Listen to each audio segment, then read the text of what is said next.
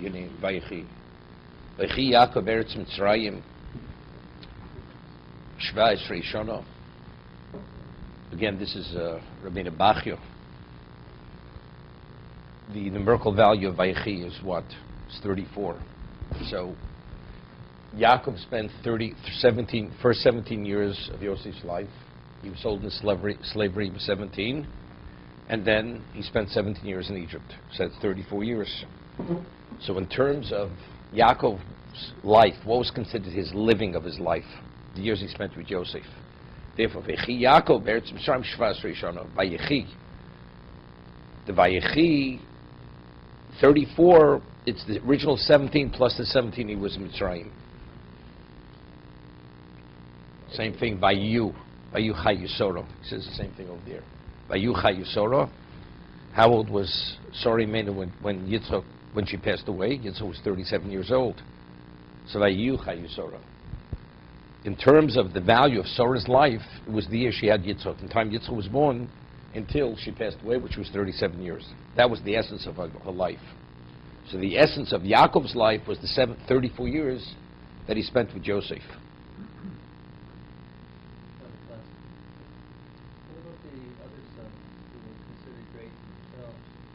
Yosef was special.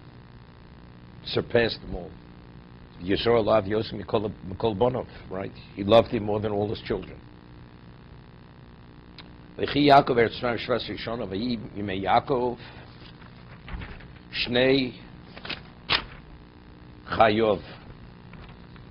The days of Yaakov, the years of his life. Sheva Shonim Arboim Mashana. 7 years and 140 years. Doesn't say Sheva Shonim, Arboim Shono Mashona. It doesn't say that, right? It's a Sheva Shonim, Arboim Mashona.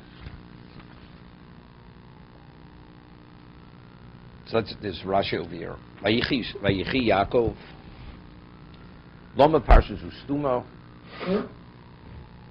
Lefisha Kevon Shenifta Yaakov Inu Nismei Neim V'Libam Shel Yisrael Mitzoras Hashibud. When Yaakov passed away, their eyes and their hearts, the hearts of Yisrael, became sealed as a result of the tzara of the shibud, even though there was no enslavement. Okay? It says from the tzara of the shibud, sheschil l'shabdom. What does it mean, sheschil l'shabdom?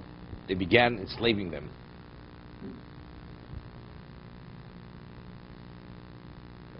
So over here the Sifsei Chachamim says, Shlohelem shibud mamosh. The bondage didn't actually start. Elotzoras hashibud sheivakashim shiavdulo. Mrim sechasota the ferach sheimabidem osam yitchilo beferach. They would ask him, why don't you help us? So they always had to somehow, they had to contend with all these issues. As long as Yaakov was alive, they wouldn't even dare. They wouldn't consider even proposing anything. But after Yaakov passed away, they started to propose these things. So there was already a level of distraction. But that only happened after Yaakov passed away. Nistavu eineim v'libon shel Yisrael mitzoras hashibud. Devarach shebigish l'galus zaketz. Yaakov wanted to reveal the end of time. V'nistam imenu. And it was removed from him. Precious Rabbo.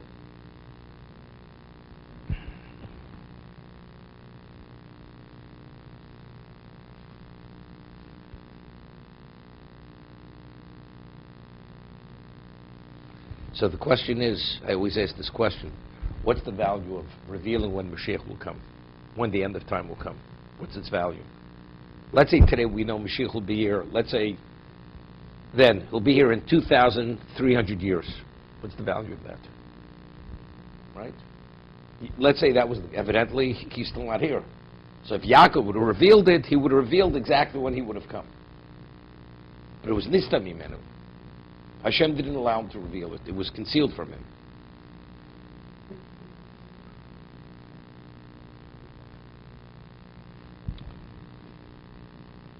So what do you say, Alec?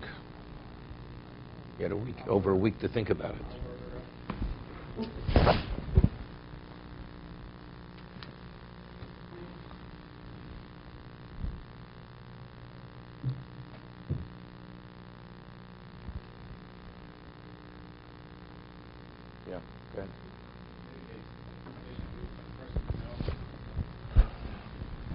Then that's the time, so you can't make it happen sooner. Perhaps it will happen then. So I'm saying it's, so let's say from Avraham Avinu's time till now, it's how many years? 3,600 years. Right? So would it make a difference? What? So good, but it says it was concealed from him. He didn't want, see, he concealed it so because we'd despair. You mean Yaakov didn't, that much Yaakov didn't understand. You mean Yaakov didn't understand what Alec Zelikovich understands. 70 years, maybe another unlimited layers. Another 70 layers. You didn't even open the package. You talk about layers. So what I said was, I mentioned a medrash that the Rabbi Bachya cites. Initially, when he was going to reveal to his sons, he hesitated. Why? Because if his sons are not perfect, spiritually speaking, they're not worthy that he should reveal it to them. But then he realized that the two letters of the Aleph Beis, that's not among their names. Which letters? Ches, Tes. Chet. So when he realized Chet is not there, he saw they were pure enough that he should reveal it.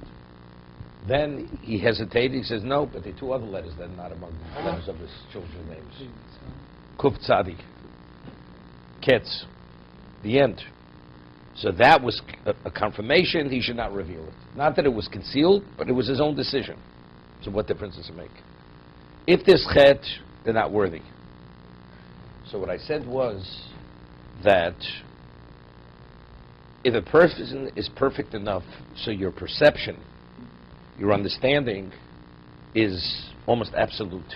You have no conflicts of interest. You see clearly. So they're able to institute things in their time which are so far-reaching it can affect us until the end of time. But if they have chet, but if they have this interference in their vision, it's a little off. You know, here it may be off very slightly, but ultimately you're off worlds apart. So that's what you have. When you realized chet wasn't there, they have the capacity. It's within their capacity to establish Klal Yisrael till the end of time by instituting things now. But then he saw Kuf Tzadik wasn't there. HaKadosh Baruch Hu says, even though they can, but that's not the way Hashem wants things to unfold, evolve. Each generation sees it based on their own degree of capacity. But to reveal the end, that you shouldn't reveal. So that's why it was Nistam. Bikesh legalus haketz nistam mimenu. It was concealed from him for this reason itself. HaKadosh Baruch Hu wants that each generation they should set in play whatever they, based on their own understanding. Not it should be revealed. That's Tashkocha. That's the way divine providence evolves and takes place throughout history. Okay, let's see the morale. I'm saying it. Based just on that measures with Chet and not Chet. And Kuf Tzadi. The same reason as one of...